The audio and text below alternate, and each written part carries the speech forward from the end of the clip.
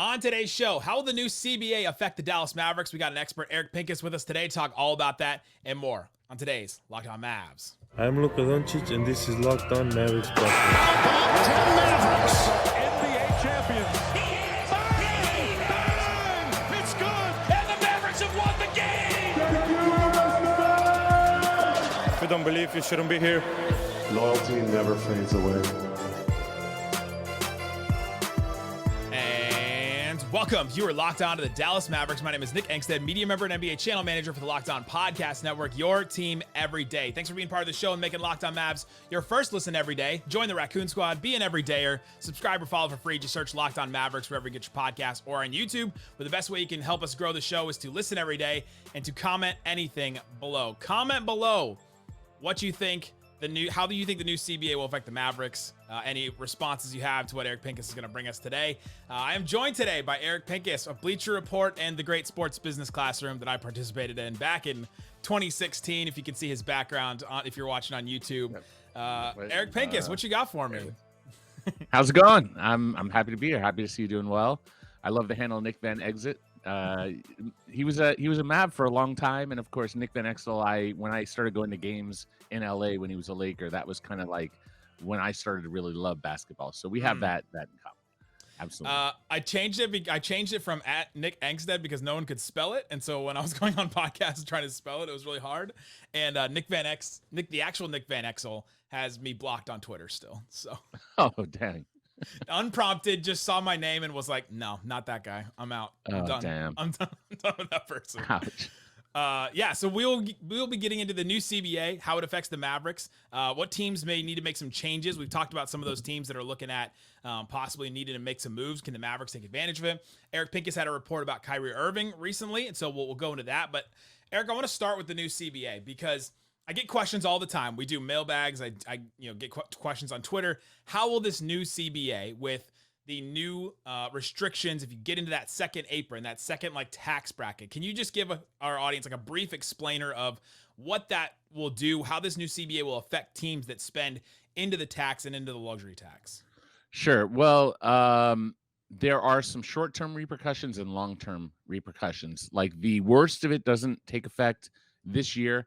But longer term it does, and that's the freezing of draft picks, which is 7 years down the line. You can't trade a pick, and your pick will go to the end of the first round. And so, let's say that you're a championship contender right now, and you trade away a pick 7 years down the road to get your championship piece, and you don't win, and then your team starts to gradually fall apart. I'm not talking about the Mavericks, just a theoretical team. Sure. And they won't win this one. Yeah, and now you're rebuilding, and now it's 7 years down the line, your stars are gone, and you end up with the worst pick in the draft, and it's a year Victor Wembanyama comes out, and you're not even in the lottery, even though you're the worst team. You win 12 games, and your pick is 30 or 20, or if there are other any of the other teams that were also frozen get jumped to the bottom. So maybe at 25 to 30, and then. So that's the long-term repercussion. It's not in place yet. It doesn't go into effect this season. But teams that are investing heavily now need to take into account, okay, well, what does that mean in 1, 2, 3 years? Because usually when you sign a player to a contract, some you sign to 1 year, but if you're going, if the Mavericks re-sign Kyrie Irving, it's probably not for 1 year, right? So it's looking at what those long-term repercussions are. And then there are other aspects of both the first apron and the second apron. So to just give a number to that, the salary cap right now projects to be 134 million. The luxury tax at 162. So in the past, most teams would operate within that. But this last season, we had 21 teams below that tax. We had 9 above, right? So that's just an idea. A third of the league is operating roughly above the tax. Now you have what's called, we already had a first apron, which is a hard cap that only went into place if you did certain things. It's projected for this next season to be 169. And now we have a new second apron at let's call it 180. It's 179.5, but we'll call it 180. And these are all subject to change based on little details, but those are approximately what it'll be. So if you're above that first apron, there are some limitations. For one, you can't do a buyout anymore, right? So, but only you can't pick up a player off of buyout, but only if they were making more than the mid-level exception. Maybe that's a big deal, maybe not. The bigger one is that when you make a trade, you can only match up to 110%. It used to be for tax teams that it would be, it still is right now up until the end of June, 125% plus 100,000. So it's tighter matching. And then longer term, it's if you send out 5 million, the most you can take back is 5 million. And then another longer term one, there's so many restrictions. This is first apron. You lose your trade exceptions. So like, let's say that, we'll use the example of CJ McCollum that the Blazers traded him and didn't get a lot of salary back, and it generated a trade exception for, we'll call it 20. It was right around 20 million. That was enough to later absorb Jeremy Grant. That's how they got Jeremy Grant. For teams above that apron, you won't have that ability after the trade deadline, right? So once you get past the trade deadline and now you're in the offseason, you can't use those old trade exceptions. So it's just, we're saying to the teams that are above the first apron, we want to make it harder for you. Then you get to the second apron, and now you lose your taxpayer mid-level, which is 5 million. They lowered the taxpayer mid-level, so it's a lower number, and you don't even have it. And then starting not this season, but the next season, you can't aggregate players in trade, which is, you put players together. This player plus this player is enough to get that player. Doesn't work anymore. You can't send out cash in trade. You can't acquire, or rather, you can't send out a player via sign and trade. So all these little things. There are other issues, like I mentioned, the frozen draft pick. The tax rates have also gone down and up. They've gone down for the lower levels. But once you're into those apron areas, the tax rates are higher. So if you're the Mavericks, to bring it back to the team that we're talking about, you have to be very diligent in your planning, because while, yes, dipping into the second apron isn't all-encompassing evil bad, it is problematic. And so I think most teams are going to operate below the first apron, and the teams that feel like they can contend are going to operate between the first and the second. And then maybe we have a few outliers like outliers like the Warriors and maybe the Clippers and some of these other teams that are heavily invested and have to decide what to do next. The Mavericks are very much in that range, but they should, at least short term, be able to keep Kyrie Irving at the max. And I don't know what his market will be, but if they paid him the max, in theory, they should be able to stay below that second apron. So the salary cap is projected to be 134. So teams have to spend 46 million over that in order to hit what they're talking about, this second apron. So like, right. How would is there even a scenario where the Mavericks would even hit that? Because I'm trying to figure out what it is. They bring back Kyrie. They what would they have to do to get? I mean, if you keep Wood, if you're the Mavericks, if you keep Powell, so you have the rights to keep those players. So you could pay Wood up to about 17-ish, or actually, I'd have to check. The thought had not crossed my head because he is not coming he's back. Full bird. So he could actually, he's full bird. I think he could actually go up to the max. Dwight Powell could be paid up to the max. And obviously it's not, realistic, but I'm saying like, let's say they were worth 15, 10, 7.5 for Powell. I don't know. I'm making up numbers. Sure, yeah. If Wood, they do everything. Wood doesn't have a market, and they realize they can get Wood back at 12, and that's a discount for them. Let's say that, they don't want Wood back at 20, but he's coming back at 10, then you say, well, Wood is more attractive. And if you don't like him as a player, having him at 10 might be someone you could trade later, right after December or January. You could trade them. So there are moves that are made that teams make that are not always about, the roster you want at the end of the season. Sometimes it's so there are ways, and of course there's trade too. So if you trade players and aggregate salary, because these restrictions on aggregation don't start right away. You could trade a player, and if you traded Bertans, for instance, and he's 17 million, and you bring in 20 million back or something. I'm just making up numbers. Yeah. If you traded Hardaway and you trade, let's say you take, the two of them together and you bring back two $20 million players instead of two $17, $18 million, so the payroll can add up. And then additionally, the Mavericks have, in this case, if you're worried about the second apron, they would have the tax mid-level exception, which is $5 million. If they use it, then they can't go over that second apron because they are now hard capped. So we have two different hard caps. So I'm trying to like make it simple, and I know it's just not a simple topic. So I'm trying to kind of condense it as best I can. But if you spend the non-taxpayer mid-level exception, which is a misnomer anyway because tax teams can use it.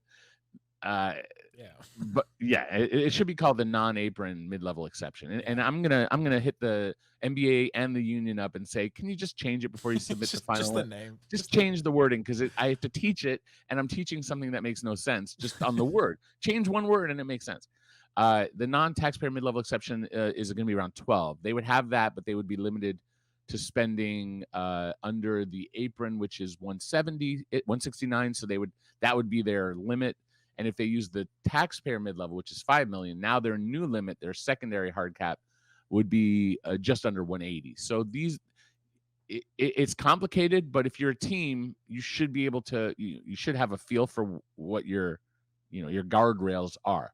We can't spend more than this. We can't spend more than that. If we do this, if we do that, if they don't use those tools, they can pay and trade and get above that. But you could argue that if you're going to be above the second apron, now's the time to do it, just this one season. But you better have a good reason to do so. Coming up, let's get into Kyrie Irving. Does he have a handshake agreement with the Mavericks? Does he not? There's conflicting reports. Eric Pincus made one of those reports, and we'll talk about what it means coming up. But before we do, let me tell you about Prize Picks. Prize Picks is daily fantasy made easy. You can check out Prize Picks right now, see what's available. They have a $1 million daily Superflex promotion. You can check it out right now every day during the NBA Finals. One Prize Picks user will win a chance to become a millionaire. So you can go check it out at prizepicks.com/million. All you have to do is go to the site, pick the more or less on the different kind of bets that they have there. For example, game 3 already, since we know it's tied up now 1-1. Game 3, Jokic, 28.5 points, more or less. You can pick more or less on that one. Jimmy Butler, 25.5 points. Jamal Murray, 26.5. Pick more or less on each of those. Then you can, if you get 6 of those, you could win $1 million. Go to prizepicks.com/million. You can also get a 100% deposit match up to $100 with the promo code Locked On. Again, this is prizepicks.com. You can download the app or go to prizepicks.com. Let's get into a couple of things that you think, how could it affect the Mavericks and how you anticipate Mark Cuban. You said you have to be planning, like you have to plan ahead. So a lot of these restrictions and things don't come into effect until the season after, if you're in the second apron twice, right? Or if you're in it 2 years in a row. How do you expect the Mavericks, or would you think if you were the Mavericks, to attack this? Would you say, okay, well, since that's the case, let's just go after somebody, or let's make some really aggressive moves this year, so that then maybe then we have to pull back next season. Like let's do the senior, like, all right, one last year and we'll get it all out of our system, basically. Well, there are, my job is to sort of use, I don't know if empathy is the right word, but sort of put myself in the position of a team and act out of their shoes. So it's not always what I would do. I try, don't always succeed, but I try to take away the ego of what I think is right and go with, who I think. For instance, there's like clutch elements related to the Lakers and CAA elements related to New York, where you say Josh Hart's with CAA. So I think it's pretty safe to say he probably stays. There are, clutch players that seem to gravitate towards the Lakers historically. So, like I try to take on that point of view and say, okay, who's clutch, who's CAA, let's put them to the Lakers or the Knicks. So that's just an example of how I try to look at things without looking at myself. So if I'm looking at myself as Mark Cuban, the main decision is obviously, is Kyrie the right investment? What's the right price? And what's the right length? I don't know if price matters as much as length. If you pay him the max on a 2-year, I don't care, whatever. If you pay him the max on a 4-year or a 5-year, now we're talking about something else. Obviously, Luka has 4 total years on his contract coming, right, including this next season. But his last year is a player option. So, the intent would be to supermax Luka down the line, assuming that he stays at the level he's at, which is first team all NBA talent. And so you're budgeting in that he opts out and super maxes, and you probably do that. 20. I'd have to look at the years, 25 or 24. I'd have to look at when he's eligible. So yeah, so that's the plan. Keep Luka, make him happy. Now, obviously, if the team repeats what happened last season, next season, and the season after, I would anticipate that Luka would not be happy and might be thinking about maybe this isn't the place for me. So the goal is to win. It's not to do what necessarily the Thunder have done, which is, just a few years ago, they were a playoff team with Russ and KD and Chris Paul, and that, I'd have to look at which year was which, but they very rapidly dropped to the bottom, were terrible, and then have got a lot of picks, and now are on the rise. Yeah.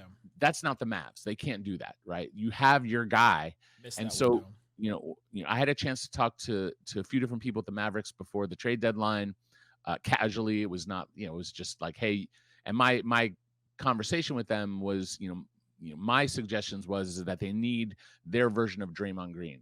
Not to say Draymond himself, but teams in the playoffs are going to get the ball out of Luka's hands, and they're going to make other players make the play, not necessarily the shot, but the decision. And that's why the Warriors have worked, is because you get the ball out of Steph's hands, you give it to Draymond, and there's two guys usually on Steph. And so it's Draymond with a one-player offensive advantage. That's the Mavericks to me. That's the puzzle where you don't have, as the Mavericks, that player. So you need your Draymond Green. Now, the answer to that was Kyrie Irving. Not my answer, but that's their answer. Not to say that I don't think it's a good answer. It is certainly an answer. It's not necessarily the best answer, because now you have two players who are defensively deficient. Kyrie is small and is not, when you put that much effort into carrying a team offensively, it is hard to then also be a nonstop chase guys around screens, fight through every screen defender. And Luka at least is tall, so he has the advantage there. But Kyrie isn't. Kyrie's also over 30, and then he has, at least, well, we could say at least a reputation of being, potentially unreliable in some ways. We've called him a flight risk at times. Yes, just not showing up, wild card, going on vacation during the season. And look, if it's mental health stuff, not that suggesting it is or isn't, that there's validity in taking a break sometimes, even at these millions of dollars, because you got to remember, it doesn't matter how much money you make, you're a human being, and the pressures and the realities of life are in some ways heightened for somebody in the spotlight, not lessened, right? So I have empathy and sympathy for Kyrie and some of his travails, despite some of the things he said that have been offensive to me personally. I'm willing to let bygones be bygones and not hold it against him, and take, especially when I do my job, I can't worry about that stuff. But if you're the Mavs, you do have to worry that, like you said, he could be a flight risk. So you're investing in somebody that is a little iffy. Also, if you look at the market, there are 7-ish teams that have real cap room. Right. Now, other teams can get there by trading, but typically they're trading to the teams that have cap room to then open up cap room themselves. For instance, let's say, I don't know, I'm just making up something, like the Wizards decide they want cap room and they trade Beal. Yeah. And they trade Beal. Let's say the Knicks wanted cap room and wanted to get a Jalen Brunson type. Right. That's certainly. That's probably the more painful example. But that mistake was made when they signed Brunson to a 4-year deal years and years ago. Sign a guy to a 4-year deal. Yeah. You do a team option. There's the Lakers version of the mistake, which is the Austin Reeves mistake that I've heralded and said like 2-3 years ago when they were doing it with Taylor Horton Tucker, that they're doing it wrong, and no one seems to listen in that organization to what I write, which is fine, and then the Mavs did the opposite. The Nuggets are what they are because of a 3+1, a 4-year deal with Nikola Jokic, right? Like, they gave him the same deal as Brunson got. He was a second-round pick. No one expects a second-round pick to be a Brunson-level player, let alone a Jokic, right? So they opted him out, and they paid him early. So they could have paid him like $2 million. Well, it was probably 1.5 at that year, or whatever, 1.6, something in that range. Not looking at it, but something in that low number. And they said, you know what, we're going to pay you the max right now instead of 1 point whatever. We'll opt you out, you resign, and you're restricted, so you can't go anywhere else. That's not what the Mavs did with Brunson. That was the mistake that was made, and it was done as done. my expertise is to try to help teams or agents avoid those pratfalls when they make deals. So I work on some level consulting and such, and also in the public sphere when I write for Bleacher. If you read my work, or if we have conversation, just I want to like give some of these teams like a red phone. Like, I don't know if you know what a red phone is, but like from the movies, like in like the 60s or whatever. I thought about like Batman or like yeah, or like or it was like the president picks up a line, whatever, and it dials to whatever. Just like, should we trade all these picks to get Rudy Gobert? No. Boom, done. I've done my public service. No charge. You know what I'm saying? Like, at some point, someone has to pay me for that service. Maybe the NBA, just give me like a stipend. You know what I'm saying? Like, that's all I do. And it's like 5 seconds and I've saved all this trouble. Although, that's not good for the Jazz. So anyway, we've sort of lost track of the narrative. But with the new CBA, like, would you recommend, if the Mavericks called you with the red phone, let's say, would you say you have to keep this 10th pick because it's one of your last chances, or a very good opportunity for you to get a talent that's cost controlled for longer? Or since the Mavericks do need a win, like right now, they need to trade that for assets, or trade that for a win now type player that hopefully is cost controlled, but may not be as much as like a rookie. Well, there's no like one answer that is like a rock solid answer. So, for instance, if you are a team that has excellence, or that you really trust your scouting staff. For instance, we use the Austin Reeves example, which you mentioned a minute ago. Like, when the Lakers have a track record of drafting or finding guys like Alex Caruso, or guys like Jordan Clarkson, Larry Nance. You go down the list, you look around the league, Lakers have a ton of talent that's not on their team because their GMs trade everybody, but their scouting staff gets really good talent. So if they were like, oh, this guy is the real deal, and we're going to be able to play this guy as a rookie or as a second-year player, and they're going to be able to play 20. So when I saw Austin Reeves in Summer League, I was like, okay, this kid has something. And then I saw him through preseason, and I talked to some people, and they're like, how many minutes do you think he gets? And I'm like, I think he plays 19 minutes a game as a rookie. And they said, oh, you're nuts, you're crazy. And then the first game of the season, you got to do not play. And then by the end of the season, he got like 20 something minutes. He exceeded my expectation. So if the Mavericks have that at 10, that's super valuable, to your point of like cost control. And in this new rule system, to have somebody at a low price relative to other players, veterans or trades or whatever. You can certainly argue it. But that said, we talked about the timeline of Luka Doncic, and in most cases, a number 10 pick does not play in your rotation in the playoffs as a rookie. Was it Keegan Murray's the exception this year? We can go down, and every year you might be able to find one or two that does. It's rare. And so it's like Tyler Hero. I have the list: Tyler Hero, Michael Porter Jr., Trey Murphy. Even those are like later, but this is the last like 5 years. There's only been like 3 or 4. Right. So it's just not a common thing. So if you trust your scouts who are raving about in a particular player, and then can you also make sure that at 10 you get that player, which is a whole other thing. And then can that player A, stay healthy, B, actually live up to their potential, and see or what's the opportunity cost of whatever they bring versus the trade, right? So yes, they're a good rookie. They're playing 20 minutes a game, like I mentioned, in the Austin example, and they're really good. But are they better than what you can get in return in the, make the playoffs, not even the play-in this year, right? Like, don't mess around. You need to be top 6, not top 7, right? And the next year, and so on and so on. And then also, are you reinvesting in Kyrie, who is over 30, and timing it as such to, keep Luka happy so that he takes that supermax? These are the questions that Mark and the Lakers, Nico and Dennis Lindsay and, all the front office staff, they have to ultimately come to a conclusion on, also knowing that they don't have the control. Because they can, as a team, you can't force Kyrie to come back if he wants to go somewhere else.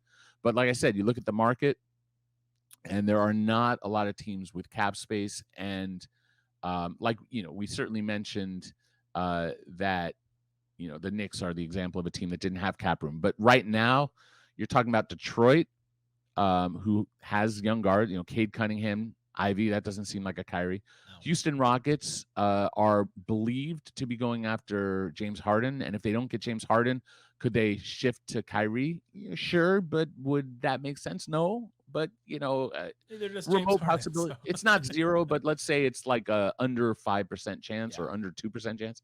Yeah. Indiana Pacers have Halliburton. Oklahoma City has Giddey and Shea.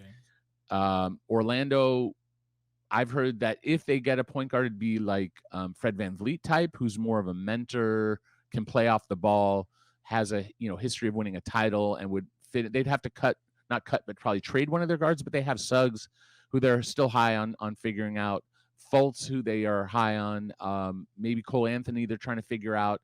But I don't see Kyrie. And then San Antonio needs to spend, but I don't think pairing Wembanyama with Kyrie makes sense. But I could be wrong. And then finally, Utah doesn't seem like a team where their thing is all about not dominating the ball and moving the ball and getting the ball to Markkanen and shooters and stuff like that. I don't think Kyrie fits. So, where's $46.9 million coming from? Because everybody else has $12 million, and that's only about a dozen teams. I'm not in the neighborhood of a dozen teams have $12 million. The rest have either 5 as the tax mid-level or 0 because they're above that second apron. So, if you're spending on Kyrie, if you're the Mavericks, the decision is less like, can someone else pay 46.9 or whatever the max is? Or is it that if we pay him 40 or 35, are we then getting a different Kyrie Irving who is emotionally not available to us because he feels slighted and taken advantage of? Right or wrong, this is, you're a human being. What's the number that keeps Kyrie 100% committed to what they need to do over the next few years versus what they could pay someone, what the market bears? And I don't know the answer to that. And if you start fooling around with Kyrie about like incentives or non-guarantees, you get what happened in Brooklyn, which is they didn't want to give that number of years. They didn't want to give everything fully guaranteed at that level. And that led to him wanting out. Do you want to do the same and alienate Kyrie, or do you move on? You gave up some picks to get him. There's no this is the answer. Right. But this is the answer. It's what they choose, but they just have to make the best choice with the information that they have and the risks they're willing to absorb.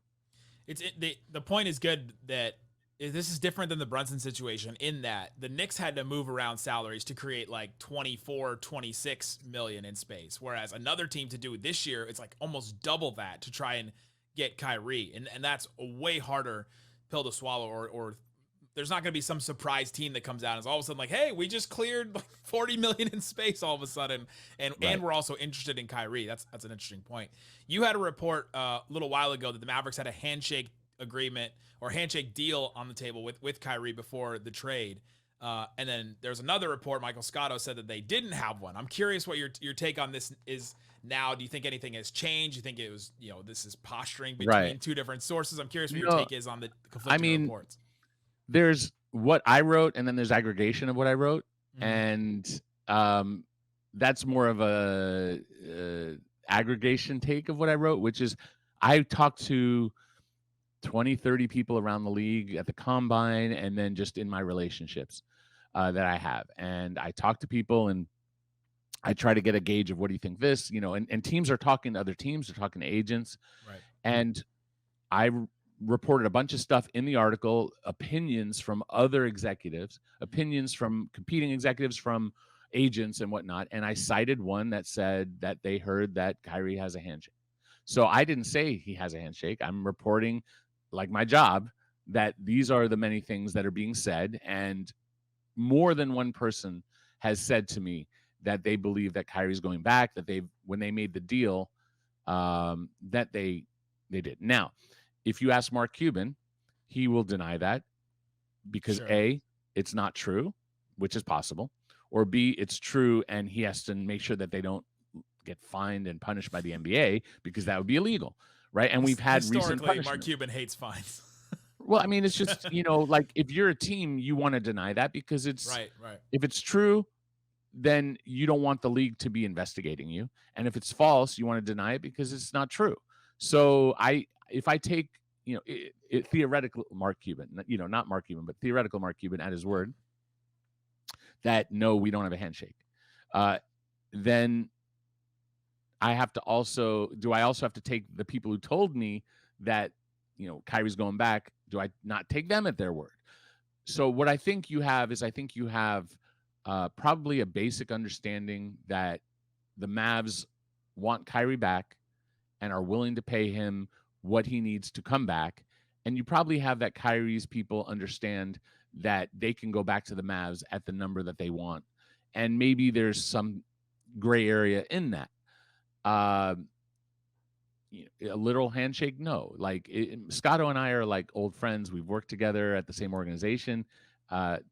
He's great at what he does, and he talks to real people. He's not somebody who makes ish up. You know what I'm saying? So, but at the same time, there's a reason why someone would want to deny it. And then additionally, I'm not reporting there's a handshake. I'm reporting people think or believe that there's a handshake. So it's a different thing. And again, my job is to report. And that's what I'm doing. And I didn't make it like, I didn't say this is happening or this is what is. I'm saying people believe that Kyrie is going back, or at least, that when they made the deal, that they had already worked out the parameters of what it would take for him to stay. Right. Yeah. Right. Does that mean that it's agreed to, or does that mean that it's like loosely agreed to, or maybe it's not agreed to at all?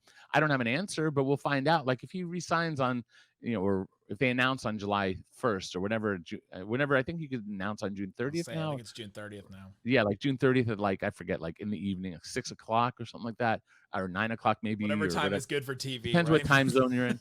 But let's say July 1st, for simplicity, like it comes out, okay, Kyrie's staying, they're staying at the max, or they're staying near the max. Was there a handshake or not? They'll still say no, there wasn't, because it's illegal and they'll be investigated, and they don't want that to be broken up and to either because the league can say no, that signing is illegal. They don't usually do that, but they do dock second round picks, and there's no reason to get into trouble for no reason. So to lose something you don't have with the second round picks for the Mavs. I'm curious. You also had a report that said that Dallas is the expected landing spot from people around the league. They think that Dallas will get Deandre Ayton, or that he is expected to go there. I think he's a viable possibility. Now we have a different front office now, more or less in Phoenix, although it's still James Jones. There's a new owner, and I don't know exactly who's advising him. People think it's Isaiah Thomas, who is like the main voice, basketball voice in his ear. I don't know the answer. That's just that's me reporting what other teams believe. Doesn't mean it's true. And then you have a new coach, Frank Vogel, who historically likes bigs who can play with that kind of verticality that Ayton has. I don't think Ayton wants to just be Clint Capella type. I think he believes that he's more than that. And I'm not sure he's happy with that role, but at the same time, I don't know if he and Monty Williams were on the same page. That book doesn't exist for that page to be on the wrong page, right? Because he's now in Detroit, and I'm happy for him and his lucrative salary, which is wonderful. Yeah, I'm very happy for him. However, the Suns have real issues because they don't have much to offer in trade. They don't have any picks. They don't have any young players of note. Landry Shamit's probably the closest. Campaign? I don't know. Yeah, I don't know. There's a lot of Cams. They traded their other Cam. They traded the other Cam. So if you're the Suns, you're heavily invested, and you could trade Chris Paul, but how do you replace Chris Paul? Chris has a very flexible contract that a team like randomly like the Hawks might want for John Collins, so that they could then cut Chris and then get way out. They're at the second apron, get under the tax by doing a trade like that. To me, makes a ton of sense, but I don't know where they are, and I don't know where the Suns are on that sort of thing. But that probably doesn't cost them much other than Chris.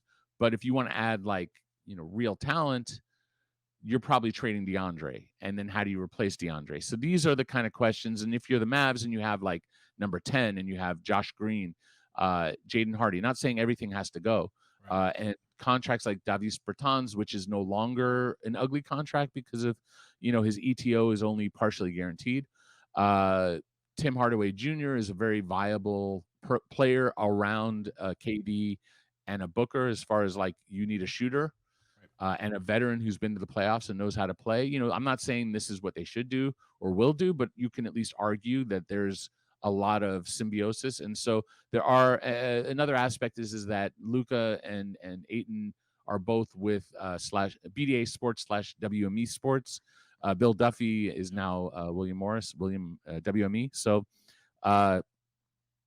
just like we talked about Clutch and the Lakers and CAA and the Knicks, there is some symbiosis when it comes to that sort of thing. A lot of times players with the same agency spend a lot of time together in agency related things and are bonded. And so and then also, you know, Mavs certainly need a center. So you can argue Ayton, you know, it depends on your player eval of him. I know that when I saw him against the Lakers, you know, in that series, when the Suns got to the finals, Ayton was absolutely incredible. And some may say, well, it was a contract drive.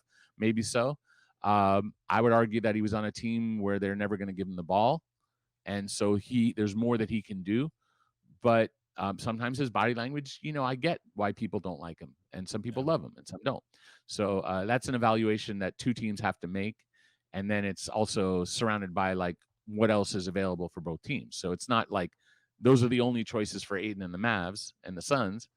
But it's something that is in the air as, like, you know, a lot of teams look at that and say that's a viable possibility for both.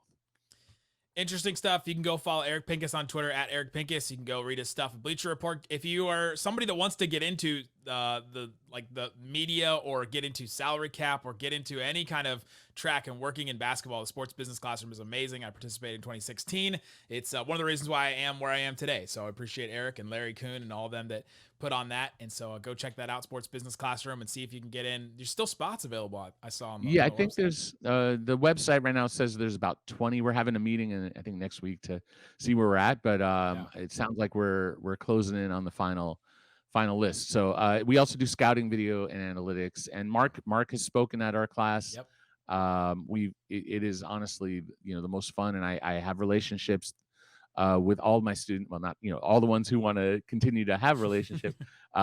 We chat and talk basketball, and they help me with research, and we help one of my students, you know, may have just gotten a position with Mavericks. So let's go. It was not me. It was for everyone listening. It was not me. So there you go. Go check out Sports Business Classroom. Eric, thanks so much for joining us. Of course, anytime. Thanks for having me.